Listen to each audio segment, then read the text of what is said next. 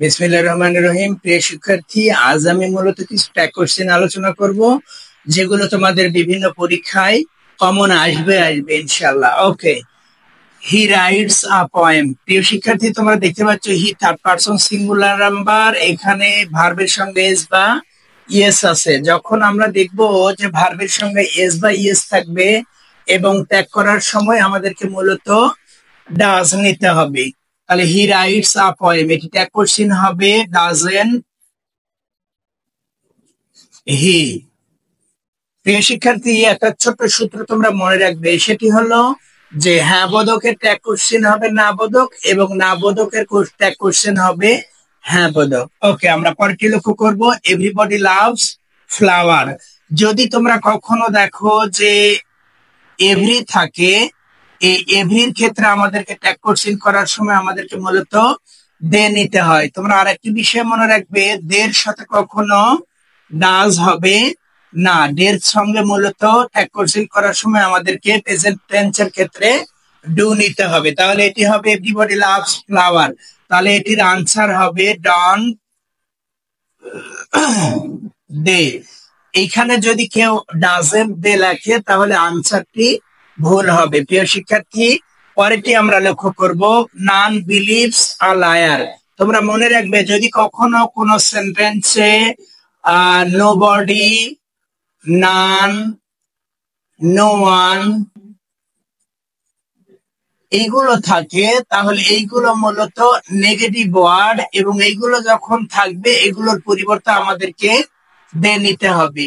আবারও আমি বলছি, যদি কখনো কোনো সেন্টেন্সে নোবডি, নান, নো ওয়ান এইগুলো সাবজেক্ট হিসেবে বসে তাহলে এগুলোর পরিবর্তে দে নিব এবং দে নেওয়ার পর যেহেতু বাক্যটি নেগেটিভ, সুতরাং আমাদেরকে এনটি নেওয়া যাবে না। তাহলে এটি হবে নান বিলিভস আ লায়ার, তাহলে এখানে হবে do they.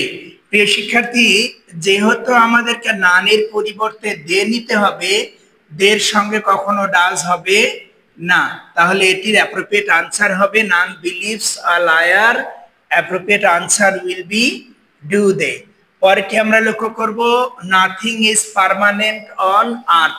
Nothing, anything, something. Nothing, anything, অর্থাৎ এই থিং যুক্ত ওয়ার্ড যদি কখনো থাকে ট্যাগ কোশ্চেন করার সময় এগুলোর পরিবর্তে আমরা ইট নেব। যদি কখনো নাথিং, এনিথিং, সামথিং, এভরিথিং এগুলো সাবজেক্ট হয় তাহলে আমরা ট্যাগ কোশ্চেন করার ক্ষেত্রে এগুলোর পরিবর্তে ইট নেব। হ্যাঁ, নাথিং ইজ পার্মানেন্ট অন আর্থ। এখানে আমরা আরেকটা জিনিস লক্ষ্য করব, নাথিং হলো নেগেটিভ ওয়ার্ড, সুতরাং এন্ট্রি নেওয়া যাবে না। নাথিং ইজ পার্মানেন্ট অন আর্থ, তাহলে এটির আনসার হবে ইজ ইট। ওকে লার্নার্স, পরেরটি লক্ষ্য করব, হি can solve the problem easily.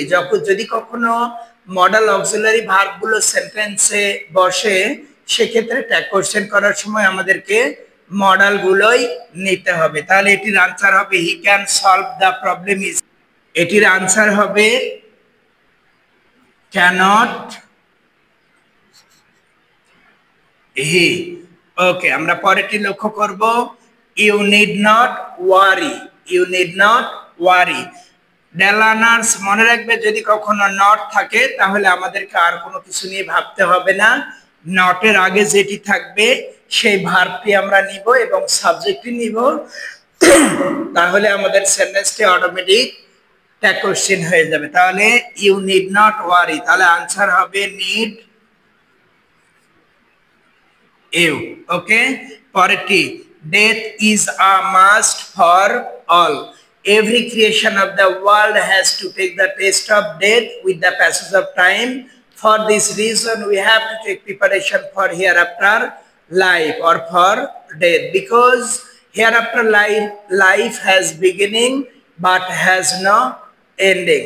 Okay, death is a must for all। এখানে ইজ আছে, আর ডেথের ক্ষেত্রে, সূর্যর ক্ষেত্রে, এগুলোর ক্ষেত্রে আমরা ইটও নিতে পারবো, হিও নিতে পারবো। মূলত ইট নেওয়াই শ্রেয়। Death is a must for all, তাহলে এটি হবে ইজেন্ট ইট। পরেরটি আমরা লক্ষ্য করব অল অফ আস। যদি কখনো all of us, some of us, none of us এইগুলো যুক্ত কোনো সেন্টেন্স থাকে, ট্যাগ কোশ্চেন করার সময় আমরা মূলত এই আসের পরিবর্তে উই নিব। হ্যাঁ, আর all of us, some of us, none of us এইগুলো থাকলে এগুলোর পরিবর্তে আমরা উই নিব। তাহলে এখানে ভার্ব আছে আর, তাহলে আনসারটা হবে আরেন্ট উই। ওকে, পরেরটি আমরা লক্ষ্য করব there is a pond in our village. যদি কখনো ট্যাগ কোশ্চেনে ইট অথবা দেয়ার থাকে তাহলে ট্যাগ কোশ্চেন করার সময় ইট বা দেয়ারই সাবজেক্ট হিসেবে বসবে। তাহলে এখানে ভার্ব আছে ইজ, তাহলে ইজেন্ট দেয়ার। ওকে, ডেলানার পরেরটি লক্ষ্য করব হেল্প দা হেল্পলেস। আমরা সহজ একটা সূত্র মনে রাখবো, সেটি হলো যে ইম্পারেটিভ সেন্টেন্সকে ট্যাগ কোশ্চেন করার সময় মূলত আমরা উইল ইউ নিব, তো ব্যতিক্রম দু একটির ক্ষেত্রে অন টিউ বসবে। হেল্প দা হেল্পলেস, যে সেন্টেন্সের সাবজেক্ট থাকবে না সেটি মূলত ইম্পারেটিভ সেন্টেন্স, এবং ইম্পারেটিভ সেন্টেন্সকে ট্যাগ কোশ্চেন করার সময় আমরা মূলত উইল ইউ নিব। তাহলে help the helpless will you. হ্যাঁ, the mother rose in her. ডেলানার্স আমরা একটা সূত্র মনে রাখবো, দা প্লাস সম্পর্ক। যদি কখনো দায়ের পর কোনো সম্পর্কের উল্লেখ থাকে তাহলে নিঃসন্দেহে আমাদেরকে এটার পরিবর্তে ইট নিতে হবে। তাহলে দা মাদার রোজ ইন হার বাক্যটিকে যখন আমরা ট্যাগ কোশ্চেন করব, যেহেতু মাদারের পূর্বে দা আছে সুতরাং এটার পরিবর্তে আমাকে ইট নিতে হবে।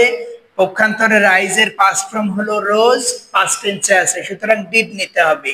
তাহলে এটির আনসার হবে ডিডেন্ট ইট। কেউ যদি এইখানে ডিডেন্ট শি নাই, automatically the sentence will be incorrect, tag question also will be incorrect. So এই বিষয়টা খুব যত্নের সাথে মনে রাখতে হবে। পরেরটি kindness is a noble virtue. Kindness এটি একটি অ্যাবস্ট্রাক্ট নাউন, এটি পরিবর্তে আমাদেরকে ইট নিতে হবে এবং এখানে ভার্ব আছে ইজ, তাহলে হবে isn't it. Delaners, always you have to remember that question is the most easiest item in class 9 and 10. If you watch the video with deep attention, I believe you will not make mistake in such type question. I will give another classes in next time. If you watch it with deep attention, I believe you will not make mistake in tag question. সবাই ভালো থাকবে, আল্লাহ হাফেজ।